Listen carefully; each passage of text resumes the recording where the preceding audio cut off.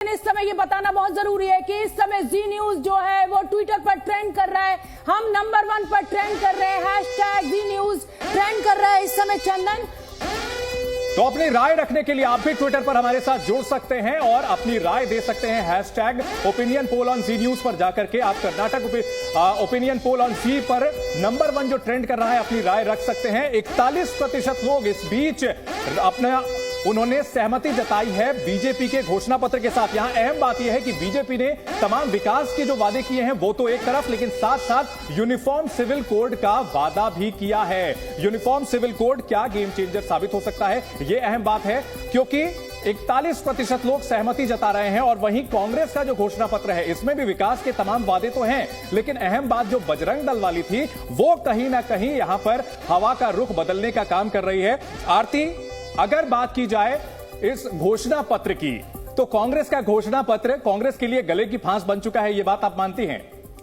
देखिए, मैं नहीं मानती कि बहुत बुरा हाल होगा कांग्रेस पार्टी का कर्नाटका में, क्योंकि मैं अभी हाल में पिछले महीने कर्नाटका में मैं गई और ग्राउंड्स पे मैंने देखा, लोगों से बात की, और जितने भी मुस्लिम नेबरहुड्स है जहां पर भी मैं गई, मुस्लिम वोट बैंक जो है पूरा का पूरा कांग्रेस के साथ है।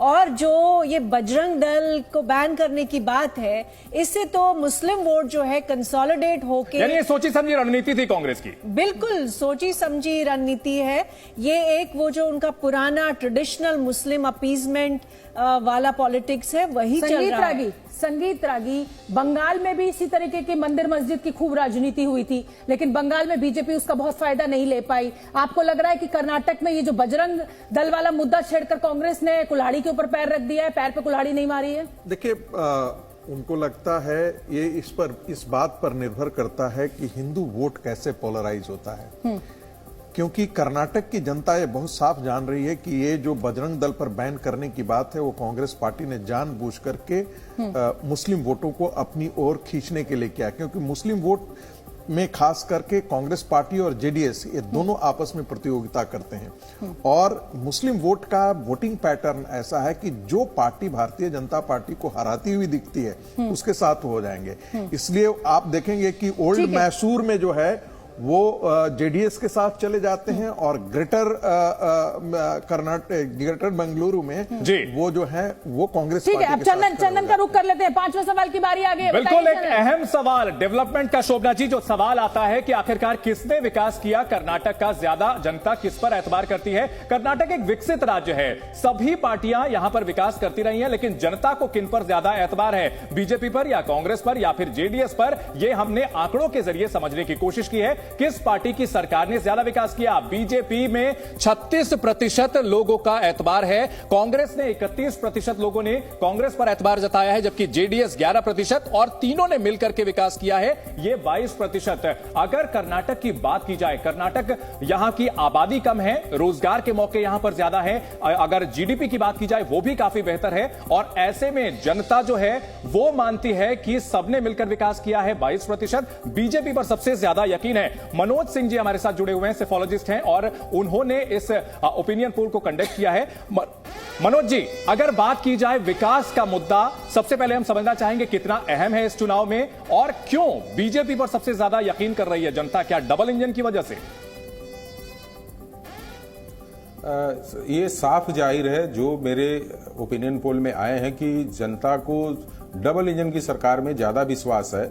और रही बात, जब पिछले हम लोगों ने सर्वे में भी किया था कि कौन सी सरकार, कांग्रेस की सरकार और अभी जो वर्तमान सरकार है उसमें सबसे ज्यादा जनता को किस सरकार के ऊपर विश्वास है, तो उस समय भी यही आया था कि वर्तमान सरकार है जो ज्यादा अच्छा काम की है और उनका कार्यकाल भी अच्छा रहा हुआ।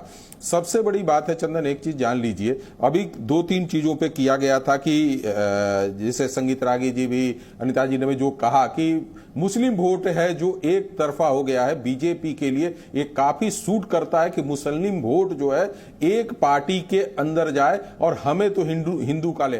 13% कर्नाटका में मुस्लिम का वोट है।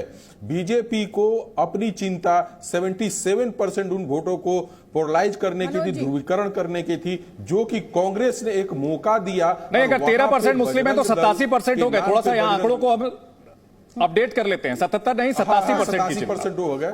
हाँ, 87। नहीं, देखिए उसमें एक चीज और बता देते हैं, जो लिंगायत समुदाय की बात आती है। हाँ, मनोज जी, मेरा सवाल ये है कि आपने 3 ओपिनियन पोल कर दिया, आज आपके द्वारा मेटेराइज के द्वारा किया गया तीसरा ओपिनियन पोल हम अपने दर्शकों को दिखा रहे हैं। प्रधानमंत्री नरेंद्र मोदी का चुनाव प्रचार जोर शोर से चल रहा है। कांग्रेस ने परस्पर एक बजरंग दल वाला मुद्दा दे दिया है। अगर मैं इन 3 ओपिनियन पोल्स की बात करूं, क्योंकि आपने इस पूरे सर्वे को कंडक्ट किया है, आपको ट्रेंड क्या दिखाई दे रहा है इन तीनों ओपिनियन पोल्स में? उसके बाद हम जाएंगे कि कितना मुसलमान वोट और कितना ओबीसी और कितना लिंगायत। मैंने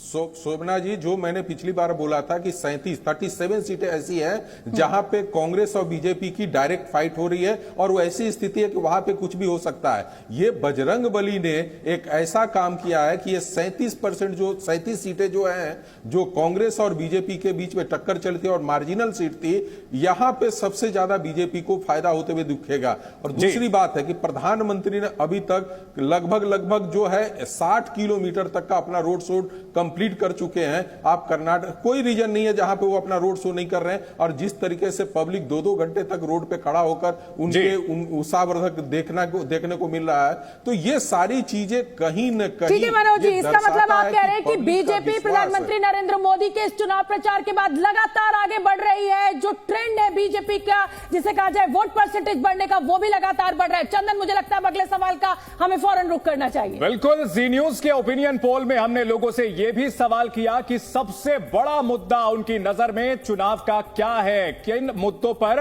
वोट करेगी जनता, यह हमने कर्नाटक की जनता से पूछा। तो इस बीच क्या कहा गया, अहम मुद्दा क्या है, यह हम आपको बताते हैं। क्या चुनावी मुद्दा रोजगार होगा, क्या विकास होगा, क्या होगा सरकार का काम? सबसे बड़ी बात, 12% लोगों ने रोजगार को सबसे बड़ा मुद्दा बनाया है, चुनावी मुद्दा कहा है। इसके अलावा विकास कार्य हो, सीएम का चेहरा हो, जाति हो, अन्य 40% अन्य है। यानी कि बहुत क्लियर कट लाइन यहां डिफाइन नहीं दिखती। अन्य यहां सबसे बड़ा नंबर है, 40% का नंबर है। और ऐसे में यह कहना मुश्किल है कि कोई एक क्लियर मुद्दा है। रोजगार निश्चित तौर पर बड़ा मुद्दा यहां कहा गया है, 12% का है। लेकिन कर्नाटक की अगर बात की जाए तो यहां 2.7% कहा जाता है बेरोजगारी दर है, जो कि पूरे पैन इंडिया से बहुत कम है। यहां रोजगार के मौके काफी ज्यादा हैं, ऐसे में रोजगार बहुत बड़ा मुद्दा नहीं बनता है। अन्य 40% है, यानी एक चीज साफ है। और प्रदीप जी, यहां पर हम आपको चर्चा में लाना चाहेंगे, क्या कर्नाटक में कोई क्लियर कट एक मुद्दा नहीं है जिस पर कि चुनाव लड़ा जाए? काफी बिखरा हुआ दिखता है जनता का मूड। बल्कि मैं तो ये कहना चाहूंगा कि पूरा का पूरा अपना जो अभियान था उसको कांग्रेस ने भ्रष्टाचार के ऊपर केंद्रित कर दिया था। 40% कमीशन वाली सरकार है, ऐसा प्रचार किया गया था। और ये माना गया था कि भ्रष्टाचार के इस मुद्दे का पूरा लाभ कांग्रेस को मिलेगा, भाजपा इसी में डिस्क्रेडिट हो जाएगी। लेकिन ये सर्वे से ऐसा लगता है कि कांग्रेस उसमें सफल नहीं हुई है। जो लोगों के लिए प्राथमिकता है वो विकास की है, और विकास चूंकि डबल इंजन की सरकार है, जिसकी केंद्र में सरकार है, उसकी राज्य में सरकार रहती है, तो दोनों में तालमेल अच्छी तरीके से बना रहता है, तो ये भाजपा के पक्ष में जाएगा। ठीक है, एक बार मनोज का मैं रुक कर लेती हूँ, क्योंकि उन्होंने ये सर्वे किया है। मनोज, जो हम देख रहे हैं ये सर्वे के आंकड़े, उसमें प्रधानमंत्री नरेंद्र मोदी अभी भी बढ़त लिए हुए हैं, 10% के साथ वो नंबर 1 पर है, सबसे बड़े मुद्दे के साथ। हालांकि अन्य मुद्दे जो है वो 40% है। आपने ये सर्वे किया, जमीन पर लोगों का क्या मूड है? क्या प्रधानमंत्री नरेंद्र मोदी के सामने सारे मुद्दे जो है वो गौड़ हो जाते हैं? गौड़ हो जाते इसलिए शोभना कि जब भी प्रधानमंत्री नरेंद्र मोदी की बात आती है, इतना बड़ा चेहरा हो गया है कि उसके सामने राहुल गांधी, प्रियंका खड़गे, ये जितने लोगों को लाएंगे, ये लोग उनके चेहरे के आगे हमेशा दब जाते हैं। आपने मुद्दा पकड़ा भ्रष्टाचार का कि यहां पे 40% कमीशन खोरी होती है, लेकिन चुनाव एंड आते आते मुद्दे क्या बन गए? बजरंग बली बन गए। अब कांग्रेस उस भ्रष्टाचार की बात नहीं कर रही है, अब कांग्रेस ये बात करे कि हम इतने हनुमान मंदिर बनाएंगे तो इतने मंदिरों में घंटी बजाएंगे। अब सारे मुद्दे को बीजेपी ने अपने तरीके से पूरी तरह से चेंज करा दिया। ठीक है। ये बीजेपी का पूरा मैनेजमेंट है। और यदि रोड पे निकलते हैं प्रधानमंत्री और लोगों का समर्थन मिलता है तो ये सामने वाला जो ठीक है, विपक्षी दल होता है मैं आपको चर्चा में लाना हतोत्साहित चाहूंगी। करता है उसका उसाक। ठीक है।